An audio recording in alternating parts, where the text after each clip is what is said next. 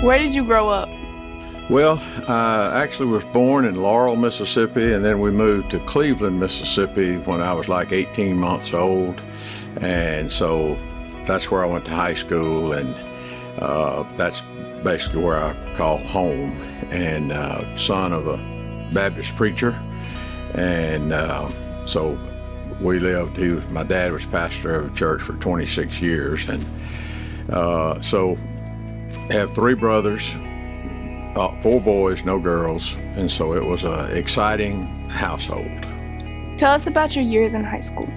My years in high school, they were pretty good. I'm the third of 4 boys, so I had 2 older brothers that had gone through high school before me, so I knew a little bit about it, and then both of them were in college when I was in high school, so I was able to visit them in college. So I knew there was something past high school, but I did play sports and played all of the sports: football, basketball, baseball, and had a little success doing that. So I had a good high school career. Probably could have done better academically than I did, but I did well enough to get into college. What was your favorite sport to play? Well, obviously football was good, and baseball. We had a really good baseball pro. We were pretty good. We were good in football as well. But my second year, or my sophomore year, we won a state baseball championship, and I was fortunate enough to start on that team. And then my senior year, we won the district every year. And I actually started as a 9th grader, but had a good coach, and won the state championship my sophomore year, and then played for the state championship my senior year, and got beat in a 2 out of 3 series. So football was really good. We had some winning teams, but you kind of have to, when you win a state title and get to that level in baseball, that was fun as well. What was a pivotal moment in your teenage years? I don't know if there was really one particular pivotal moment, because I was very blessed to have great parents, and very well disciplined, should I say, or we were very well. We didn't act right all the time. I'm not saying that, but the expectations were high in my family,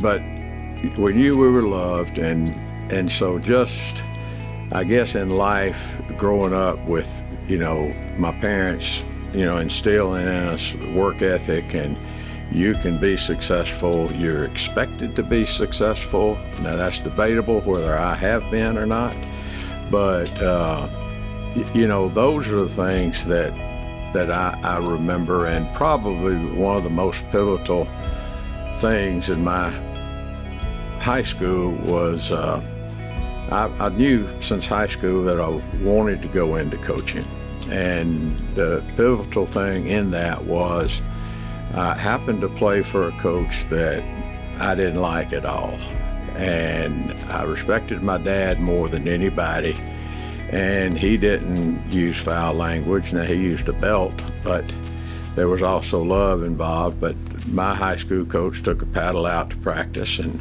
if you missed a block, you missed an assignment, or messed up, you came back and got 3 licks before you got in the huddle. And I just kind of thinking, I thought sports was supposed to be a little fun. This is not fun.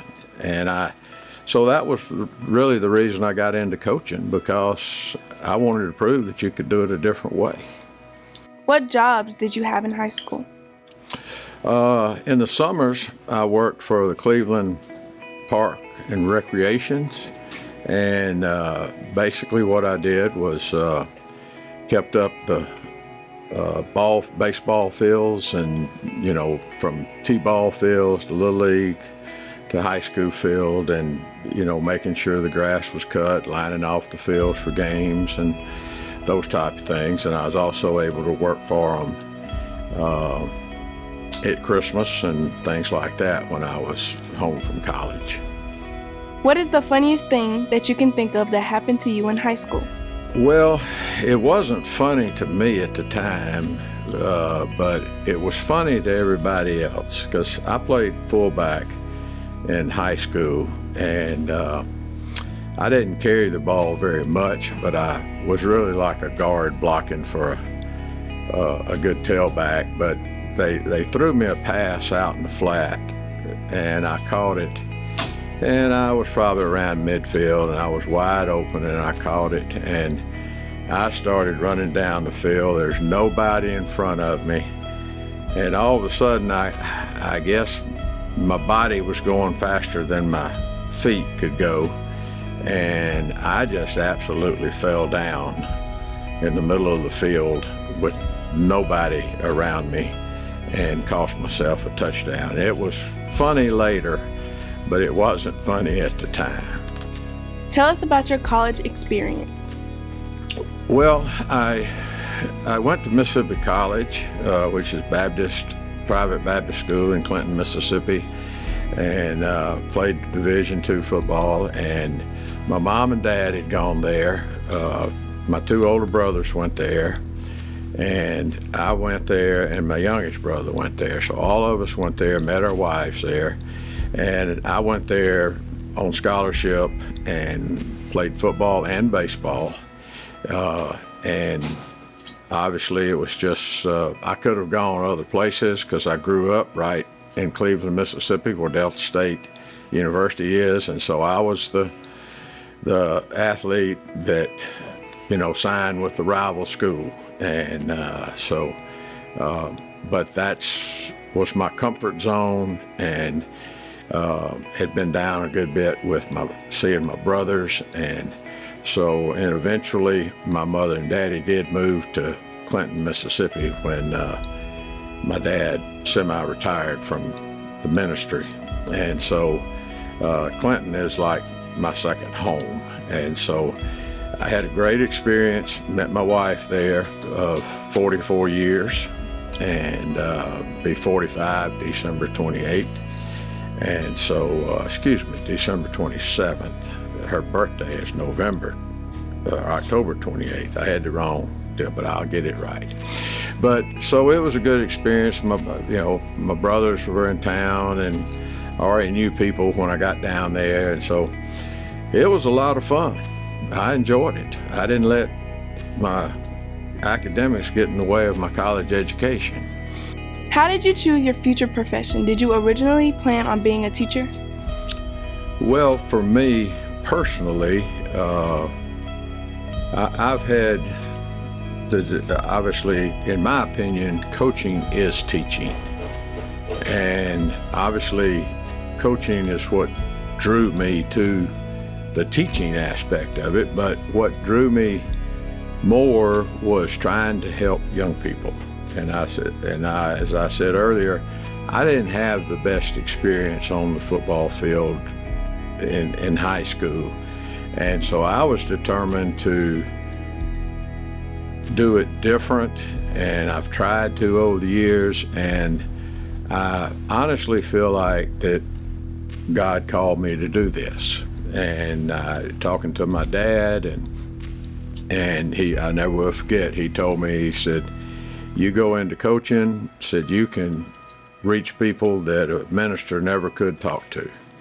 And so I'm certainly not perfect and made a lot of mistakes, but I just really view that it's my ministry, or what God has called me to do, and has always put me in the right place at the right time. And some of them have been really strange, and I've ended up places I never thought I would.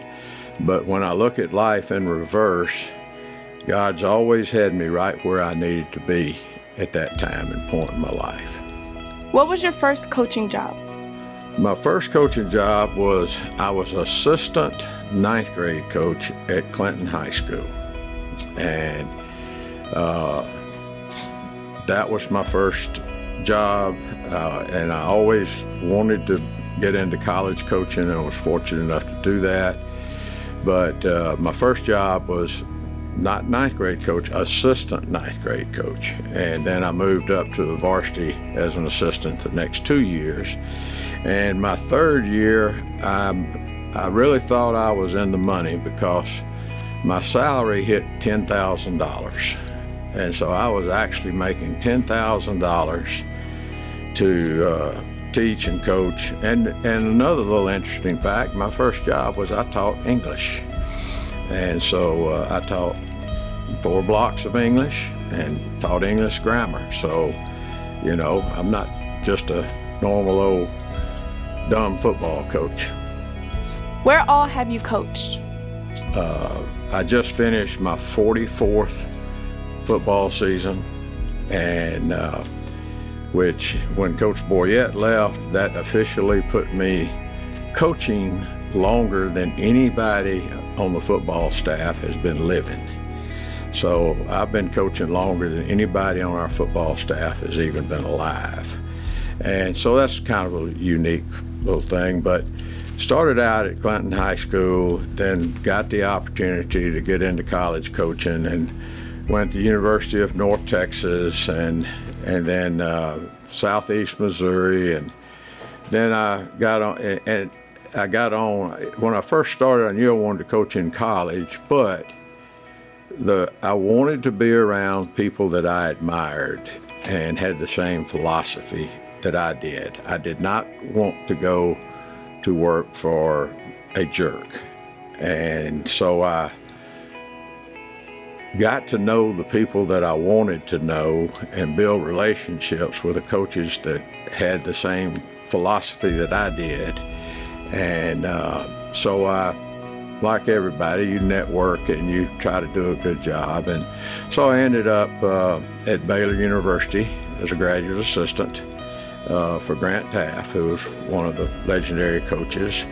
And it was great that I had a wife, and we did not have any children at the time, so she's a school teacher, so we could kind of pick up and move from place to place. And so I actually was graduate assistant at Baylor University, and then got a job at Lamar University in Beaumont, Texas, and was fortunate, was a coordinator in college before I was 30 years old, and then I got a chance to go to Rice University, was there, and then I made a move to a pro league that was owned by the NFL to Birmingham, Alabama, and played in the spring, had teams in Europe, London, Barcelona, Spain, and Frankfurt, Germany. So I got hooked up there with a guy by the name of Chan Gailey.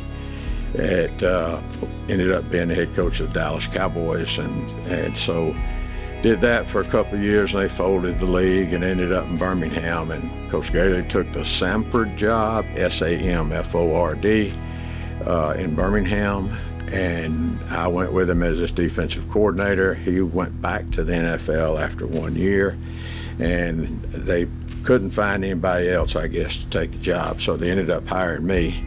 And I was the head football coach at Samford University, which is, I call it 1AA, but anyway, did that, was fortunate, you know, for 9 years. And then, like everybody, I tell people I tricked them for 8 years that I could coach, and they paid me for 9. So then I went back to Clinton High School as athletic director and head football coach. We did well there, and then had the opportunity, a friend of mine that I had cultivated a relationship was Fisher DeBerry at the Air Force Academy in Colorado Springs, and just out of the clear blue, he called me and hired me over the phone. So I went to the Air Force Academy, and then he retired, and so then I actually ended up, my wife and I have one son. We were married 15 years before we ever had a child. Didn't think we could ever have one. And so when the Air Force situation unfolded, he was going into the 9th grade, so certain jobs I could get, didn't want to take, but the main focus was getting him through a high school. And so we moved back to Mississippi, and I actually started the football program at Center Hill High School here in DeSoto County. And so got a chance to coach my son, and that was great. Great experience to watch that program develop. And then, got an opportunity to go to Northwest Rankin. And then from there, got an opportunity to go back to college and to Georgia Tech. And I was director of player personnel at Georgia Tech University, and which headed up all the recruiting for Georgia Tech football. And then I came back to DeSoto County. My wife and I actually lived apart for 2 years. I was in Atlanta, and she needed to teach a couple more years for retirement reasons, and so we decided we needed to get back together, and so came back to DeSoto County and have ended up here at Horn Lake, and glad to be here.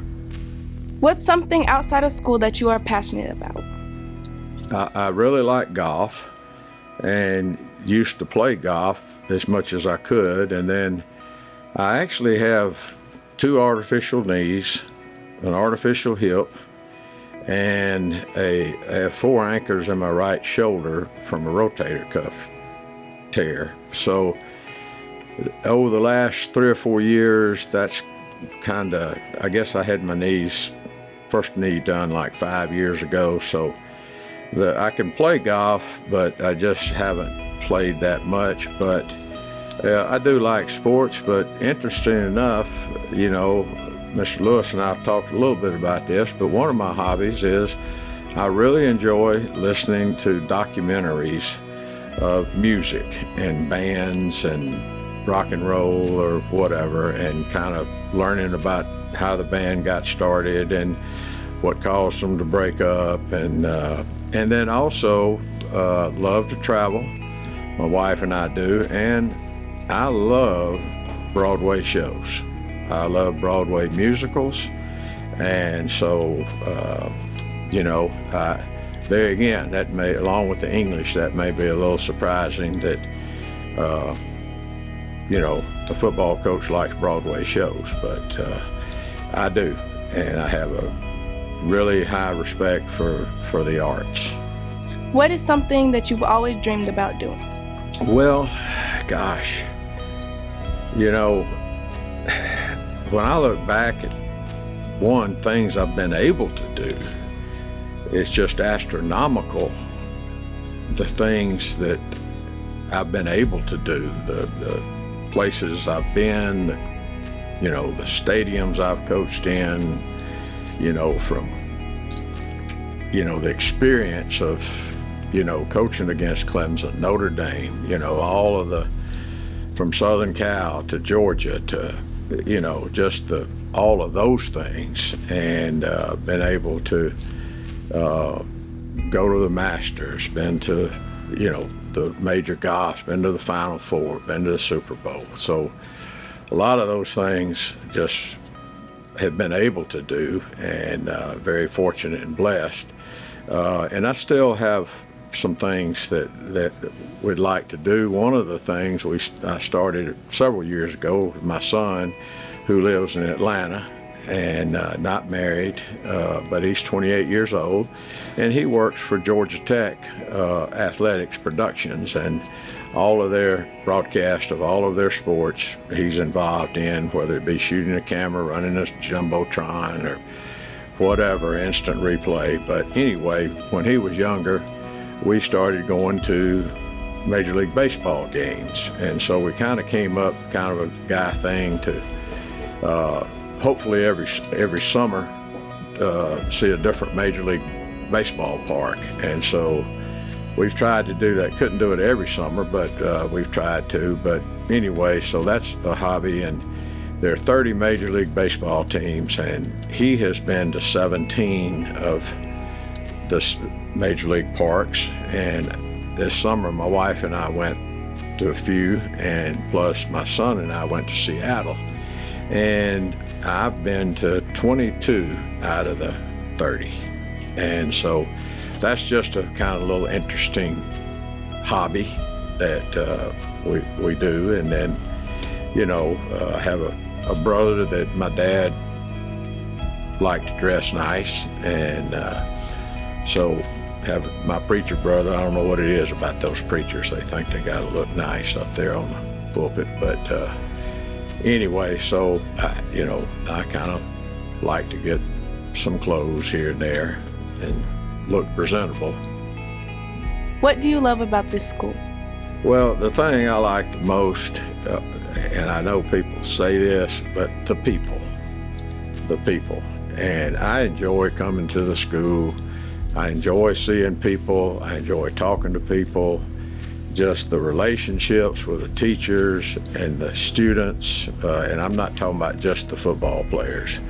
I'm talking about in the classroom or whatever. And it's just a nice place to come and hopefully make a difference or maybe help somebody. And that's why I got into this business, mainly to help people and help young people. And the biggest pleasure I have gotten over the years, the wins, the losses, and all of that, the games come and go. But I'm at that point now where, seeing how young guys turn into young men, and guys you've coached over the years, they keep up with you and they're successful and things like that. That's what gives me the most joy, and maybe helping young coaches, and so I try to do that. I certainly don't know everything, but I have been through a lot of the wars, and if I can help somebody not make the same mistake I did or help them in something, I just enjoy helping people.